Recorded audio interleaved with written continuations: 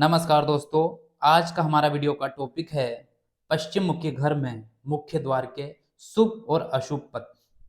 यानी कि दोस्तों, पश्चिम मुखी घर में मुख्य द्वार किस पद में होना चाहिए वास्तु के अनुसार आज के इस वीडियो में हम ये देखने वाले हैं। दोस्तों, इससे पहले पूर्व मुखी घर और उत्तर मुखी घर के लिए भी हमने वीडियो बनाया है, जिसमें बताया है कि मुख्य द्वार के शुभ और अशुभ पद कौन कौन से होते हैं।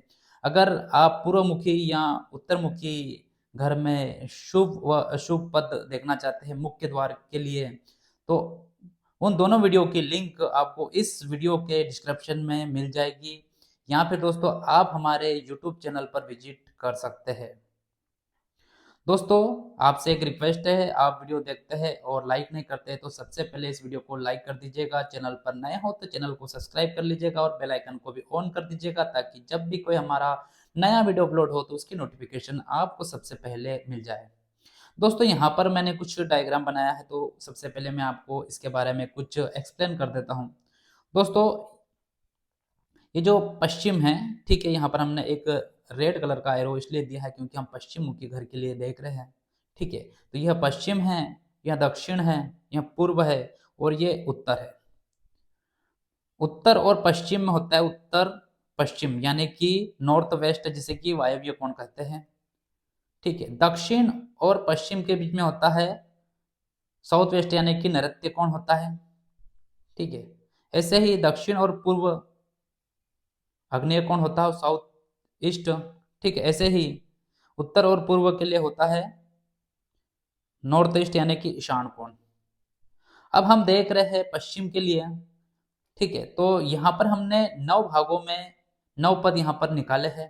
ठीक है, आपका जो भी प्लॉट हो पश्चिम मुखी में घर में, जो भी प्लॉट हो, आप उसको 9 बराबर भागों में आप उससे बांट ले। और उसका जो आपका पहला पद होगा वो वायव्य कोण से स्टार्ट होगा। ठीक है, यानी कि नॉर्थ वेस्ट से गिनती स्टार्ट होगी और नृत्य कोण में गिनती की समाप्ति होगी। ठीक है, तो अब हम पहले पद को देखते हैं जो कि वायव्य कोण से स्टार्ट होता है, जिससे जिस पद का नाम होता है पिंगला पद। ठीक है, इस पद में मुख्य द्वार को दिया जा सकता है। यहाँ पर मुख्य द्वार देना शुभ माना जाता है। ठीक है, अगर आप इस पद में मुख्य द्वार को देते हैं तो धन लाभ होगा, घर में सकारात्मक सकारात्मक ऊर्जा की आती है। ठीक है, उन्नति होती है। तो जो पहला पद है उसमें मुख्य द्वार को देना बहुत ही शुभ माना जाता है। हमारा जो दूसरा पद है पिंगला मध्य पद, ठीक है, यह भी शुभ होता है मुख्य द्वार के लिए। अगर आप इस पद में भी मुख्य द्वार को देते हैं, ठीक है, तो आपके घर में परिवार में शांति बनी रहती है, बिजनेस में ग्रोथ होता है, आपको नौकरी मिल सकती है, घर घर के परिवार को नौकरी मिल सकती है, सदस्य को। ठीक है, तो पिंगला पद में भी मुख्य द्वार को देना शुभ माना जाता है। ये दोनों पद हमारे शुभ होते हैं। तीसरा पद होता है हमारा पिंगला अंत पद। ठीक है, यह इसे हम शुभ भी नहीं कर सकते और अशुभ भी नहीं कर सकते हैं, यह मध्यम होता है। ठीक है, यह पद हमारा मध्यम होता है, यानी कि अगर आपको ऐसी कंडीशन बन जाए कि आपको तीसरे पद में ही मुख्य द्वार को देना है, उसी केस में आपको यहाँ पर मुख्य द्वार देना है, अन्यथा यहाँ पर नहीं देना है। ठीक है, तो आप दे भी सकते हैं, नहीं भी दे सकते हैं। ठीक है, इसमें क्या होगा दोस्तों कि बार बार छोटे छोटे विवाद, छोटे मोटे विवाद होते रहते हैं और खर्चे बढ़ जाते हैं इस पद में अगर आप मुख्य द्वार को देते हैं तो। हमारा जो चौथा पद होता है पश्चिम मध्य पद। ठीक है, ये जो चौथा वाला पद होता है यह अशुभ पद होता है मुख्य द्वार के लिए। ठीक है, आपको इस पद में कभी भी मुख्य द्वार आपका नहीं होना चाहिए। इसमें आपके घर में तनाव, आर्थिक रुकावटें, दिमागी दबाव, ऐसे ही बहुत सी चीजें अशुभ होती है। तो चौथे पद में हमें मुख्य द्वार को नहीं देना चाहिए पश्चिम मुखी में। हमारा जो पांचवा पद होता है वरुण पद। ठीक है, यह पद सबसे शुभ माना जाता है। अगर इस पद में आप अगर मुख्य द्वार देते हैं तो सबसे बेस्ट चॉइस होती है। ठीक है, अगर इस पद में आप मुख्य द्वार को देते हैं तो धन की प्राप्ति होती है, संतान का सौभाग्य प्राप्त होता है, घर की अच्छी उन्नति होती है, सुख समृद्धि बढ़ती है। तो वरुण पद में मुख्य द्वार का देना सबसे शुभ माना जाता है पश्चिम मुखी घर में। हमारा जो अगला पद है, छठे नंबर का पद, वरुण मध्य पद।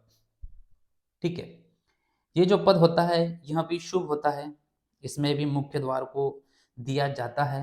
ठीक है, इससे जो मानसिक शांति मिलती है, सफलता मिलती है, तो इस पद में मुख्य द्वार का देना भी शुभ माना जाता है।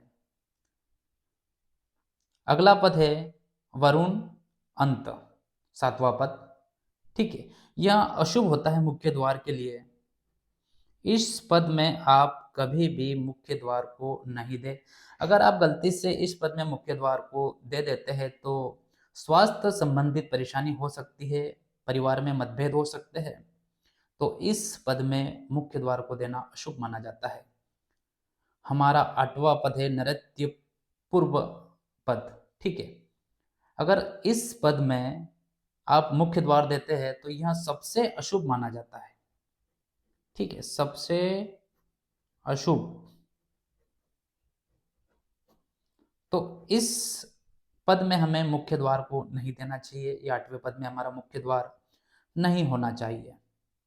हमारा अगर इस पद में, आठवें पद में हम मुख्य द्वार को अगर देते हैं तो इसमें बहुत से आपके साथ अच्छा नहीं होगा, तनाव हो सकता है, आपके घर में किसी सदस्य को बीमारी हो सकती है, आर्थिक नुकसान हो सकता है, अनचाही परेशानी आ सकती है।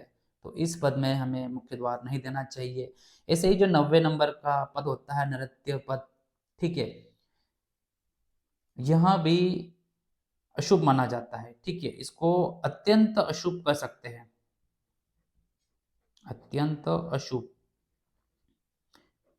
यानी कि दोस्तों नृत्य कोण में कभी भी कोई भी मुख्य द्वार नहीं देना चाहिए। यह आठवें और नौवें नंबर का जो पद होता है ये बहुत ही अशुभ होते हैं। ठीक है, तो आज का जो हमारा वीडियो था वो पश्चिम मुखी घर के लिए था। यहाँ पर हमने बताया है कि पश्चिम मुखी घर में कौन से पद शुभ होते हैं और कौन से अशुभ होते हैं। और अगला जो वीडियो बचा है हमारा वह दक्षिण यानी कि साउथ फेस के लिए बचा है, तो अगला वीडियो वही आने वाला है। तो दोस्तों आपको हमारा ये वीडियो अच्छा लगा हो तो प्लीज़ वीडियो को लाइक जरूर कीजिएगा। थैंक यू दोस्तों।